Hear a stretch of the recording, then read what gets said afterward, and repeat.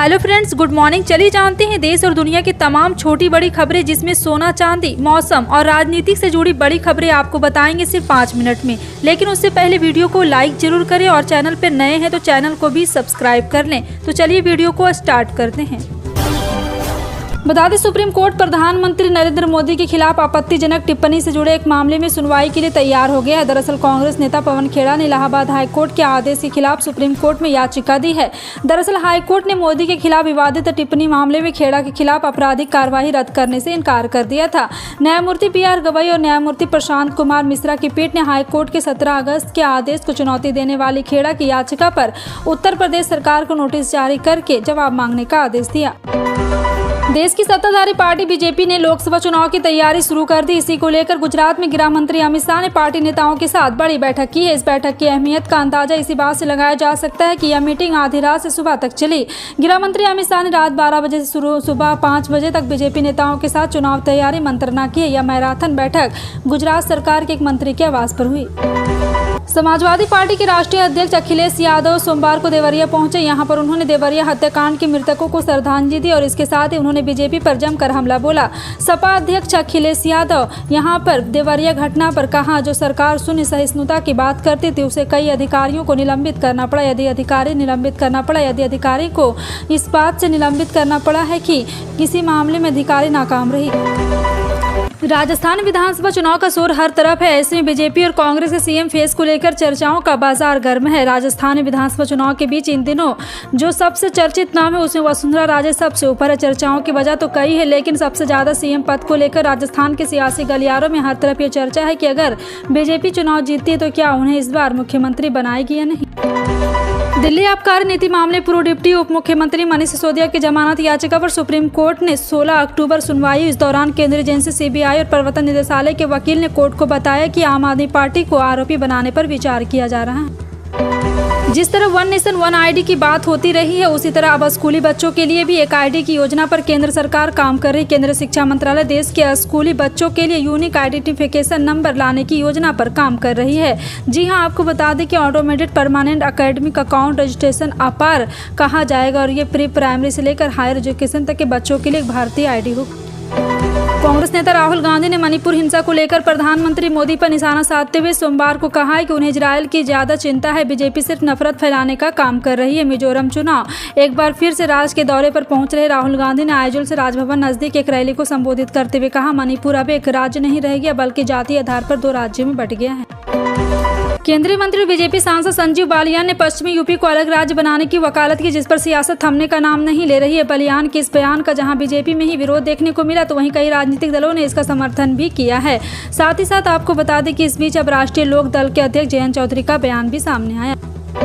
आम आदमी पार्टी सांसद राघव चड्ढा की याचिका पर सुप्रीम कोर्ट ने सोमवार को राज्यसभा सचिवालय को नोटिस जारी किया। 30 अक्टूबर को अगली सुनवाई होगी। राघव ने राज्यसभा में अपने निलंबन को चुनौती दी थी और यहां पे एक बार फिर से अगस्त में चड्ढा को निलंबित किया गया था। राघव की तरफ से दलील दी गई कि उनके खिलाफ विशेषाधिकार हनन का मामला नहीं बनता है।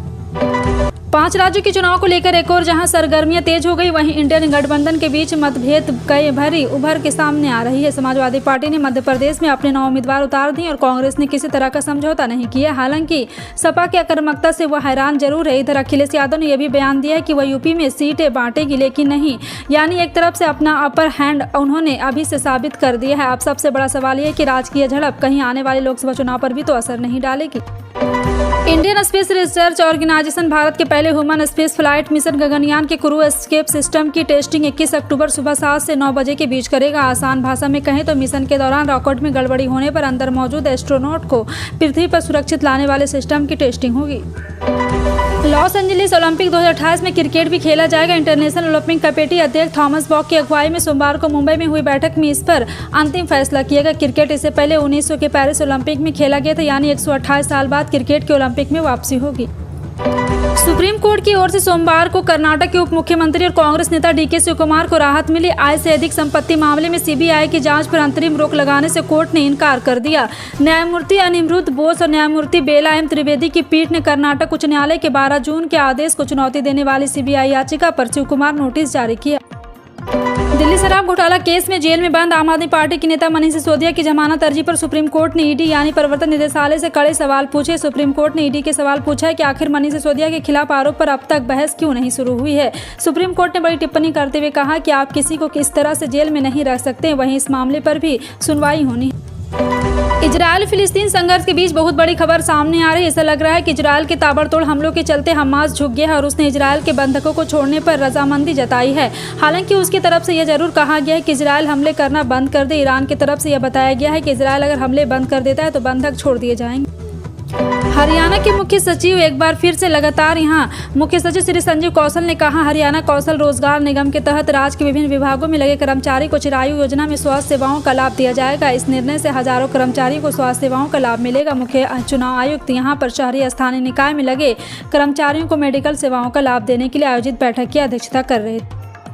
चुनाव प्रचार के दौरान और मतदान के यहाँ पे उल्लंघन के दौरान आपको बता दें कि दिन आदर्श आचार संहिता उल्लंघन के कई मामले सामने आते, कई स्थानों से विवाद की बातें भी सामने आती, पर शिकायतें सही स्थान तक नहीं पहुँच पाती, उल्लंघन मामला सही कार्रवाई नहीं हो पाती है। इसीलिए निर्वाचन आयोग का सी विजन ऐप लोगों के लिए एक ऐसा माध्यम होगा जिससे आम लोग आसानी से आचार संहिता उल्लंघन के प्रमाण सीधे चुनाव आयोग को भेज पाएंगे और इसका निस्तारण 100 मिनट के भीतर होगा। महिला कथित पहलवानों के कथित यौन शोषण मामले में राउज रेवेन्यू कोर्ट में सुनवाई पूरी हो गई। इस मामले की अगली सुनवाई 19 अक्टूबर को दोपहर 2:30 बजे होगी। ब्रजभूषण सिंह के वकील ने कहा कि ओवरसाइट कमेटी की रिपोर्ट दिल्ली पुलिस के कमिश्नरों को केंद्र सरकार ने भेजी। वकील ने कहा, ओवरसाइट कमेटी की रिपोर्ट चार्जशीट का हिस्सा है। पहले कोई आरोप नहीं लगाया। खेल मंत्री से मुलाकात की गई, उसके बाद ओवरसाइट कमेटी बनी। अक्टूबर-नवंबर महीना किसानों के लिए धान की कटाई के लिए महत्वपूर्ण होता है। हालांकि धान की कटाई के बाद पराली को जलाने से निकलने वाले प्रदूषण से लाखों लोगों को परेशानी का सामना करना पड़ता है। हर साल प्रशासन की ओर से पराली जलाने के रोकने के लिए कई बड़े वादे तो किए जाते हैं, लेकिन हर बार पराली जलाने की घटनाएं सामने आ जाती है। अब इस मुद्दे पर हरियाणा के सीएम मनोहर लाल खट्टर ने कड़ा बयान दिया है। पराली जलाने के मुद्दे पर मीडिया से बात करते हुए हरियाणा के सीएम मनोहर लाल खट्टर ने कहा, पराली को बेचा जाना चाहिए। राजस्थान विधानसभा चुनाव की डेट आने के बाद सत्ताधारी और विपक्षी पार्टी अपनी अपनी जीत का दावा कर रही। राजस्थान में 25 नवंबर को चुनाव के लिए वोटिंग होगी, जबकि नतीजे 3 दिसंबर को आएंगे। इस बीच राजस्थान के मुख्यमंत्री अशोक गहलोत ने सोमवार को रिवाज को तोड़ते हुए सत्ता में वापसी का दावा किया। उन्होंने कहा, उनकी सरकार ने अपने 5 साल के कार्यकाल में काम की कोई कोताही नहीं बरती। सोने चांदी की कीमत में लगातार तेजी देखी जा रही है। हालांकि आज एमसीएक्स एक्सचेंज पर सोने के भाव गिरावट के साथ खुले, लेकिन सोने चांदी के रेट बीते कुछ दिनों से काफी बढ़ चुके हैं। एक समय 56,000 रुपये के करीब चल रहा सोना आज 59,000 रुपये प्रति 10 ग्राम के करीब पहुंच चुका है। चांदी की कीमत में भी उछाल देखा जा रहा। त्यौहार से पहले सोने और चांदी के भाव काफी बढ़ रहे हैं। इजरायल हमास के बीच चल रही जंग का असर भी सोने और चांदी की कीमत पर पड़ रहा है। देश के लोगों को महंगाई से डबल राहत मिली। पिछले हफ्ते खुदरा महंगाई आरबीआई के टॉलरेंस लेवल के नीचे आ गई थी। वहीं दूसरी ओर थोक महंगाई लगातार 6वें महीने 0 से नीचे माइनस लेवल पर बनी हुई है। सोमवार को आए आंकड़ों के अनुसार सितंबर में थोक महंगाई 0.26% की गिरावट आई है।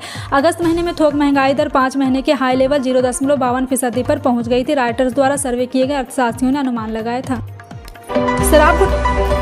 बिहार में 1.7 लाख शिक्षक भर्ती परीक्षा में शामिल होने वाले उम्मीदवारों के लिए बड़ा अपडेट है। बिहार पब्लिक सर्विस कमीशन की तरफ से बिहार शिक्षक भर्ती परीक्षा को फाइनल आंसर की जारी की गई। परीक्षा का रिजल्ट भी अब जारी होने वाला है। इसमें परीक्षा बीपीएससी की ऑफिशियल वेबसाइट bpsc.bihar.nic.in पर जाकर फाइनल आंसर की चेक कर सकते हैं।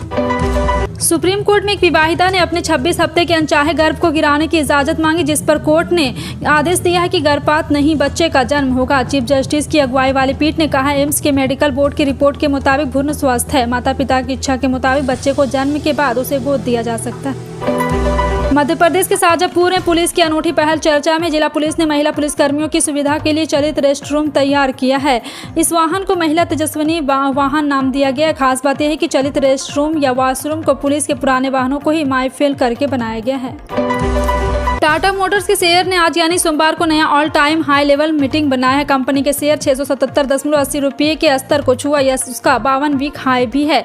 अभी कंपनी का शेयर 1.40 रुपये यानी 0.21% बढ़कर 668.50 रुपये पर कारोबार कर रहा। आयकर विभाग ने 12 अक्टूबर को कुछ सरकारी ठेकेदार, रियल एस्टेट डेवलपर्स और कुछ सहयोगियों पर तलाशी और जब्ती अभियान चला। ये छापेमारी कर्नाटक, आंध्र प्रदेश, तेलंगाना और नई दिल्ली राज्यों में की गई। रेड के दौरान आईटी विभाग ने लगभग 94 करोड़ रुपए की बेहिसाब नकदी, 8 करोड़ रुपए से अधिक के सोने और हीरे के आभूषण और निर्देशित निर्मित 30 लग्जरी कलाई घड़ियां जब्त की हैं। आपको बता दें नवरात्रि के बीच देश के कई हिस्सों में बारिश का अनुमान जताया जा रहा है, लेकिन आपको बता दें कि बारिश कई जिलों में हो सकती है और नहीं भी हो सकती है। जिस तरह से मौसम बन रहा है, इसमें जानकारों का कहना है कि तूफान की संभावना है। मौसम विज्ञान विभाग ने 19 अक्टूबर तक देश के कई हिस्सों में बारिश और तूफान की भविष्यवाणी की। 16 अक्टूबर को जम्मू कश्मीर, लद्दाख और कई जिलों में बारिश की संभावना जताई गई है। 17 अक्टूबर को जम्मू कश्मीर, लद्दाख, हिमाचल प्रदेश, उत्तराखंड, हरियाणा, चंडीगढ़, पंजाब, उत्तर प्रदेश में बारिश होने की संभावना है।